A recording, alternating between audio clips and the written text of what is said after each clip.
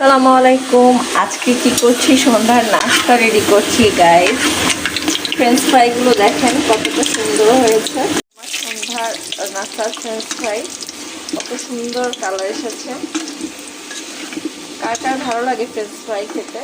আমারও তো ভীষণ ভালো লাগে। বাট আসলে যাদের গ্যাস্ট্রিকের প্রবলেম তারা আসলে এগুলো অ্যাভয়েডই করতে হয়, না হলে অনেক বেশি প্রবলেম হয়। আমাদের তো গ্যাসের প্রবলেম আছে, বাট তারপরও আমরা এসব খাবার আসলে অ্যাভয়েড করতেই পারি না, একদম লোভনীয়। ফ্রাইগুলো তুলে নিলাম, আর এই যে চিকেন ফ্রাইগুলো করব তার জন্য চিকেনটা ভালো করে ম্যারিনেট করে নিয়েছিলাম। আর এই যে এখন একটা একটা করে দিয়ে দিব।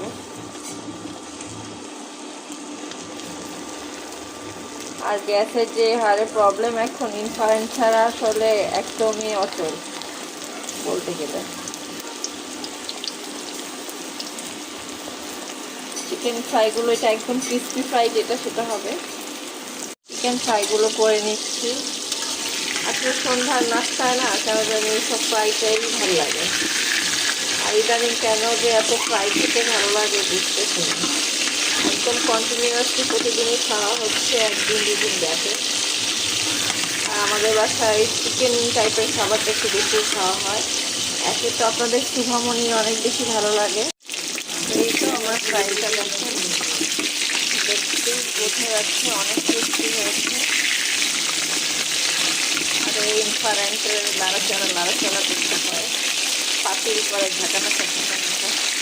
আসলে এক হাতে করলে যা হয় আর কি, এক হাতে নাড়াচাড়া করছি, যার ফলে পাতিলও নাচানাচি করে।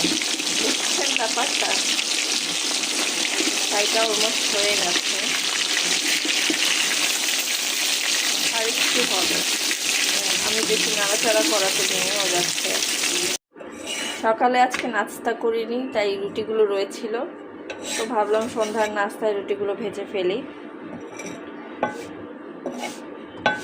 তো যেই ভাবা সেই কাজ, অলরেডি ফ্রাই করে ফেলেছি।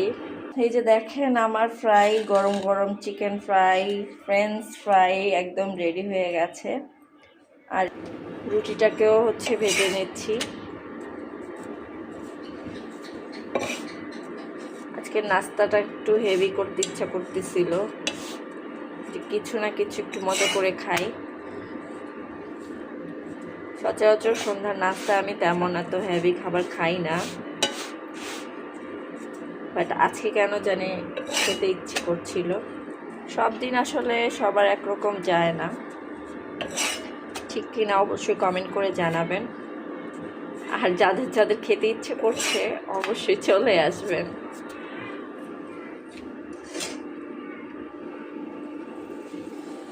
একটু ফ্রাইয়ের তেল ছিল, একটু তেল দিয়ে নিচ্ছি।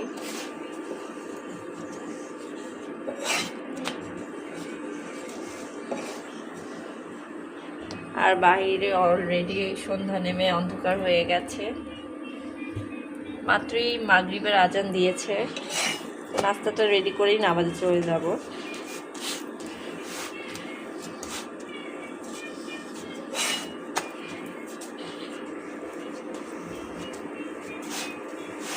অলরেডি আমার রুটিটাও হয়ে গেছে।